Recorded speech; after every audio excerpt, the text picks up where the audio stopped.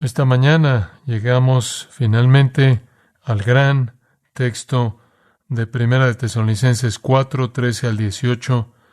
Por favor, abra su Biblia en ese pasaje en particular de la Escritura. Esto, claro, es conocido para la mayoría de nosotros como creyentes. Lo conocemos como el pasaje del rapto, el pasaje que describe el arrebatamiento de la iglesia. Es en muchas maneras el texto favorito en esta epístola maravillosa que hemos estado estudiando durante aquí meses y meses y meses. Y finalmente hemos llegado al tiempo que hemos esperado por mucho tiempo para hablar de este acontecimiento grande. Conforme abordamos el texto, lo he titulado ¿Qué le pasa a los cristianos que mueren? ¿Qué le pasa a los cristianos que mueren? Con frecuencia se me pregunta eso incluso por parte de cristianos. De hecho, normalmente por parte de cristianos, preguntas como ¿después de que morimos, vamos directamente al cielo? ¿O qué le pasa a nuestros cuerpos? Los detalles de ese tipo de preguntas son muy importantes para nosotros y pueden turbarnos si no conocemos la respuesta. Queremos saber qué pasa después de que morimos y nos gustaría saber qué le pasa a los cuerpos de aquellos que amamos cuando se van a la tumba. Esos son asuntos importantes. Y eran asuntos igualmente importantes para los creyentes jóvenes en Tesalónica. Recuerde ahora, aquellos a los que Pablo escribió esta carta habían estado en Cristo por unos cuantos meses, habían estado expuestos realmente unas cuantas semanas al ministerio de Pablo y entonces realmente eran bebés. Y estaban muy preocupados por este asunto de lo que le pasa a los cristianos cuando mueren. Creían ciertamente en la vida después de la muerte, porque dice en el capítulo 1, versículo 3, que tenían esperanza. No hay duda de que Pablo les había hablado de la vida eterna, porque les predicó el Evangelio, y lo creyeron y se volvieron de los ídolos, y entonces sabemos que sabían de la vida eterna. Sabían que la salvación era sinónima con vivir para siempre con Dios en el cielo, y también sabían de la venida de Jesús, que Jesús algún día iba a regresar y congregar a todo su pueblo juntos y llevárselos para estar con Él. Sabían de ese gran acontecimiento en el que el Señor iba a congregar a los suyos. Y entonces habían algunas preguntas en sus mentes de cómo todo eso en cierta manera iba a funcionar. Como, si mueres ahora, ¿te pierdes de la reunión? Aparentemente, Pablo había presentado ese acontecimiento de reunión tan glorioso, él había hecho ese acontecimiento de reunión tan maravilloso, que estaban muy preocupados que algunos de ellos se pudieran perder ese acontecimiento. Aunque estarían viviendo en la vida eterna, todavía estaban muy preocupados si se perdían de esa reunión juntos. De hecho, estaba tanto en sus mentes que cuando usted regresa al capítulo 1, si se da cuenta en los versículos 9 y 10, conforme Pablo los describe, él dice que se volvieron a Dios de los ídolos para servir al Dios vivo y verdadero y esperar a su Hijo de los cielos. Ahora ahí usted tiene las tres dimensiones de su salvación. El pasado, volviéndose de los ídolos del pasado. El presente, sirviendo a un Dios vivo y verdadero. Y el futuro, esperando a su Hijo del cielo. Este era un grupo que esperaba. Capítulo 2, versículo 19, Pablo se refiere a ellos como su esperanza y gozo y corona en la presencia de nuestro Señor Jesús en su venida. Entonces, debieron haber sabido que la venida era algo muy especial. En primer lugar, se reunirán con Jesús y estaban esperándolo. En segundo lugar, serían la corona y el gozo del apóstol. Y estaban emocionados por eso. Más allá de eso, saben unas cuantas otras cosas. Ve el capítulo 5, versículos 1 y 2. Pablo dice, ahora, acerca de los tiempos y las épocas o temporadas, hermanos, no tenéis necesidad de que nada se os escriba, porque vosotros mismos sabéis bien que el día del Señor vendrá como ladrón en la noche. También sabían del día del Señor. Sabían de un tiempo de juicio venidero sobre los impíos. Sabían entonces que cuando Jesús viniera, Él los reuniría para estar con Él. Y también Él juzgaría a los impíos. Estaban esperando que Jesús viniera. Estaban esperando el tiempo de reunión. Ahora, en su espera, en cierta manera, estaban algo turbados. Algunos de ellos probablemente temían que se lo habían perdido, que había sucedido sin ellos. ¿Cómo es posible? Bueno, estaban entrando en la persecución y las aflicciones. Algunos de ellos probablemente pensaron que iban a ser reunidos antes de que eso sucediera. Entonces, en el capítulo 3, versículos 3 y 4, Pablo les tiene que decir, para que ninguno se turbe por estas aflicciones, porque vosotros mismos sabéis que hemos sido destinados para esto, porque de hecho, cuando estuvimos con ustedes, les estuvimos diciendo por adelantado que íbamos a sufrir aflicción, y entonces sucedió como vosotros sabéis. Él les recuerda, ahora esperen un minuto, no les debe sorprender la dificultad ni la persecución, les dije que iba a venir, pero quizás habían algunos de ellos que pensaban que iban a ser reunidos antes de que eso realmente pasara. Ciertamente, estaban viviendo en una expectativa inmensa y temían que pudieran perderse de un acontecimiento tan grande. De hecho, en el capítulo 2 de 2 Tesalonicenses, Pablo dice, os rogamos, hermanos, con respecto a la venida de nuestro Señor Jesucristo y nuestra reunión con Él, que no seáis turbados rápidamente de vuestra compostura, ni seáis molestados ni por un espíritu, mensaje o carta como si fuera de nosotros, o con respecto a que el día del Señor ha venido. Alguien había estado corriendo la voz, sea supuestamente por un mensajero angelical o espíritu o alguna carta inventada de Pablo, que el gran acontecimiento ya había pasado y el día del Señor ya había llegado. Entonces había mucha preocupación y habían perdido su estabilidad y estaban turbados. ¿Acaso ya había comenzado el día del Señor? De alguna manera se habían perdido la reunión. Y después la pregunta más inminente que hay acerca de los cristianos que mueren. ¿Se lo perderán? No es que no creían que se iban a ir al cielo. Era que se van a perder de este gran acontecimiento. ¿Acaso se van a volver de alguna manera ciudadanos de segunda clase en el futuro? ¿Vamos a conocerlos solo eternamente como una especie de espíritus glorificados, desmembrados, mientras que entramos en nuestros cuerpos glorificados de tal manera que ellos van a ser algo así como secundarios? O quizás ni siquiera tendremos una comunión con ellos en absoluto y ni siquiera habrá una reunión con estos dos tipos de seres. Todas estas preguntas estaban en sus mentes. No podemos identificar nada más específico que eso, pero estaban viviendo a la luz de la expectativa del regreso de Cristo. Estaban tan emocionados acerca de esto que la mejor manera de describir su esperanza era que estaban esperando a su Hijo. Querían que el Señor viniera. Sabían que era el clímax, la culminación, el gran acontecimiento que señalaba el pináculo de la historia redentora y no se lo querían perder. También es interesante señalar que se amaban tanto los unos a los otros que no querían que ninguno de los otros se lo perdiera. Y entonces aparentemente se sentían tristes conforme los creyentes estaban muriendo por temor de que por lo tanto se perderían de este gran acontecimiento. Es con su tristeza y su confusión que Pablo intenta lidiar. Si usted ve el texto en el versículo 13, él menciona el no estar informados o ser ignorantes y el hecho de que ahora están entristecidos por esto. Y después, en el versículo 18, él menciona la palabra consuelo. Su propósito fue eliminar su ignorancia y de esta manera eliminar su tristeza y de esta manera traerles consuelo.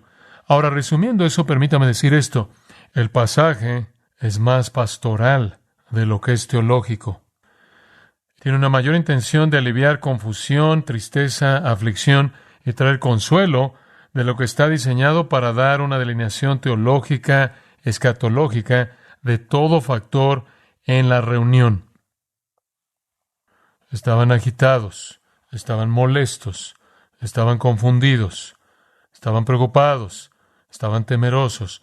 Después de todo, son cristianos bebés, no conocen mucho, están viviendo diariamente esperando que el Hijo venga. Y conforme algunos de ellos morían en los meses desde que Pablo se había ido, su pregunta es, ¿qué le pasa a esas personas? ¿Se lo pierden? Y su amor entre sí es tan fuerte. Capítulo 4, versículo 9 dice, en cuanto al amor de los hermanos, no necesitáis que nadie os escriba, porque vosotros mismos habéis sido enseñados por Dios a amaros unos a otros, porque de hecho lo practican hacia todos los hermanos. Se amaban el uno al otro tanto que estaban tristes porque algunos podrían perderse este gran acontecimiento. Entonces, Pablo escribe para aliviar su tristeza, para traerles una gran medida de consuelo. Su expectativa era muy elevada acerca del regreso de Cristo. Y yo creo que es apropiado decir que Pablo les ha comunicado que Jesús podía venir en su vida, mientras que ellos estaban vivos. Si eso no era lo que ellos creían, entonces toda la pregunta no tiene sentido. Su preocupación era, estaban creyendo que Jesús vendría en cualquier momento, y conforme algunos estaban muriendo, su temor era que se lo iban a perder. La única razón por la que tendrían ese temor, que tendrían esa expectativa, es porque creían que podía suceder pronto. La pregunta primordial entonces es, ¿qué le pasa a los cristianos que mueren antes de que el Señor regrese? Y debido a que tenían la impresión de que Él podía venir en cualquier momento, estaban profundamente preocupados por este asunto. Bien, podría haber sido que alguien pudo haber sugerido, bueno, según el principio en 1 Corintios 11:30, si algunos cristianos caen en pecado, algunos están débiles y algunos enfermos y algunos están dormidos o muertos, podría ser que estas personas están muriendo debido a pecado en su vida que no conocemos y Dios simplemente los está colocando en la tumba debido a su pecado y solo los que viven una vida pura van a llegar a la venida de Jesús. Y quizás si son resucitados en el futuro va a ser algún tiempo después y alguna circunstancia menor y todo eso. Y entonces Pablo escribe estos versículos. Comencemos en el versículo 13. Tampoco queremos, hermanos, que ignoréis acerca de los que duermen, para que no os entristezcáis como los otros que no tienen esperanza. Él dice, no quiero que sean ignorantes y como resultado de ser ignorantes estén tristes. No quiero que se preocupen por aquellos que murieron y que se pierdan el regreso del Señor. Dice usted, bueno, ¿cómo es que Pablo llegó a saber que estaban pensando así? Allá atrás en el capítulo 3, versículo 1, recordará que él menciona cómo él ya no podía soportar más no saber de ellos. Y entonces en el versículo 2 dice que enviamos a Timoteo. Y después en el versículo 6 dice que Timoteo ha regresado. Y cuando Timoteo regresó, dice que nos trajo buenas noticias de vuestra fe y amor. Me gusta eso. Porque de regreso en el capítulo 1, Pablo lo reconoció por su fe, su amor y su esperanza. Pero cuando Timoteo regresó, aparentemente, él solo les trajo buenas noticias acerca de su fe y su amor, porque su esperanza estaba un poco afectada y necesitaba ser corregido un poco porque estaban tan confundidos. Entonces Pablo necesita enfrentar esa confusión y su consecuencia, la tristeza. Ahora, observe al principio del versículo 13, vamos a tomar nuestro tiempo con esto, vamos a continuar la siguiente semana y quizás incluso terminarlo, pero quiero hacerlo con mucho cuidado porque este es un pasaje muy importante y un tema muy importante.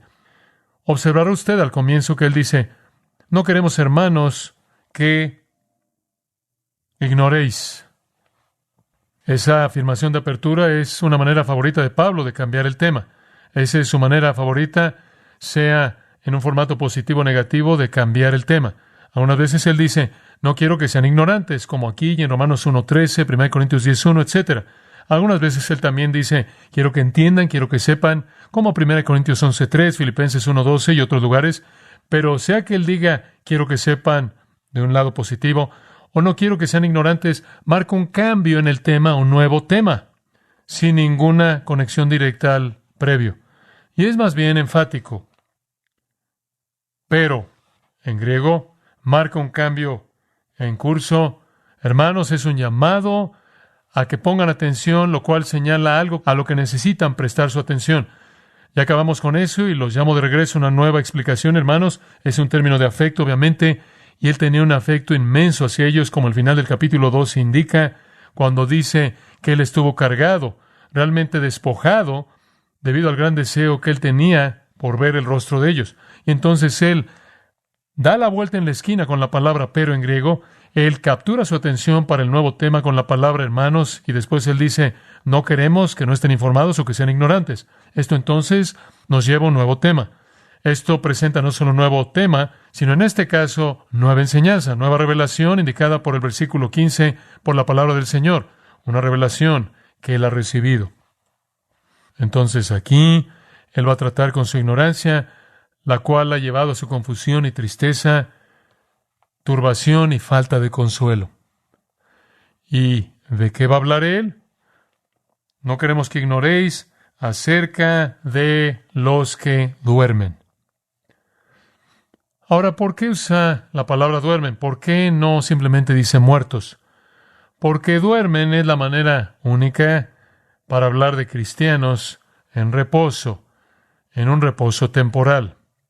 Por cierto, la palabra duermen, koimao, causar, dormir, es la palabra de la cual obtenemos nuestra palabra cementerio,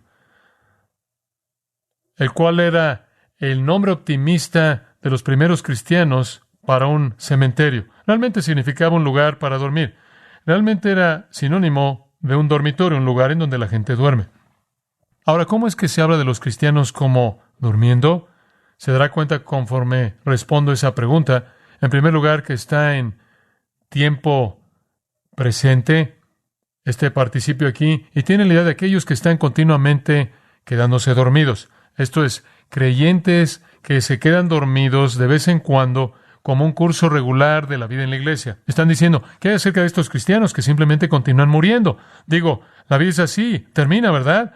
Y siguen muriendo. Y él dice, no quiero que sean ignorantes de lo que le pasa a la gente después de que muere. Ahora, la palabra duermen en la Biblia es usada de dormir en el sentido normal, un proceso de recuperación mediante el cual el cuerpo entra en un estado de descanso temporalmente. Juan 11:12 lo usa en su sentido normal, pero la palabra duerme también es usada de manera única de cristianos y es usada en varias ocasiones para cristianos. Ahora escuche con cuidado, y siempre se refiere a sus cuerpos.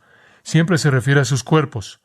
La única parte de nosotros que entra en algún estado de inconsciencia en la muerte es el cuerpo. En Juan, recuerde usted en el capítulo 11 y versículo 11, nuestro amigo Lázaro se ha quedado dormido. Jesús dijo, pero voy para que lo despierte de su sueño. Ahora todo el mundo sabía que Lázaro estaba ¿qué? Él estaba muerto, él había estado muerto durante 3 días. Su hermana dijo, ya para ahora su cuerpo apesta. La putrefacción estaba en operación. Él había ya sido colocado en la tumba, él estaba muerto. Desde el punto de vista de Jesús, él solo estaba dormido.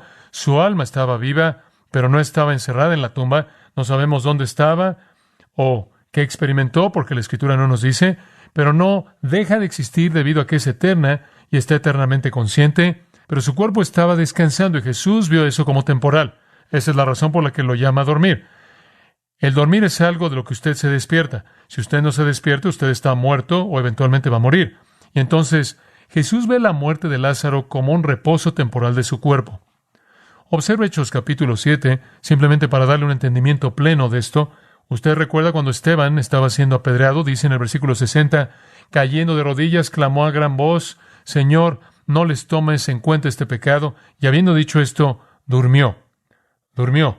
Fue muerte desde el punto de vista humano, fue muerte desde el punto de vista clínico, fue dormir porque solo era un reposo temporal para su cuerpo. Su espíritu no entró en la inconsciencia. Si usted no lo piensa, ve el versículo 59. Él dijo, Señor Jesús, ¿qué? Recibe mi espíritu. Fue solo su cuerpo el que debía estar en reposo. Dormir. Y estar dormido, por cierto, del cual incluso su cuerpo se despertaría. Y ese es el punto primordial que quiero que entienda. Cuando en 1 Corintios 11:30 Pablo dice de los cristianos, hay muchos entre vosotros que están débiles y enfermos y varios duermen. Él de nuevo se refiere a la muerte para un cristiano como dormir, porque es el reposo temporal del cuerpo físico.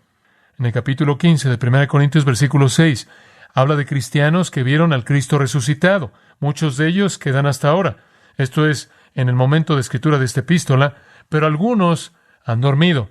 Ahí está ese mismo concepto conocido, versículo 18, aquellos que han dormido en Cristo. Y después en el versículo 51, os muestro un misterio. No todos dormiremos, de nuevo refiriéndose a los cristianos en la muerte. Segunda de Pedro 3:4 lo menciona. ¿Dónde está la promesa de su venida? Porque desde que los padres durmieron, todo sigue igual como fue desde el comienzo de la creación. Ahí está la expectativa de los incrédulos, el deseo que manifiesta que aquellos que han muerto solo han muerto una muerte temporal.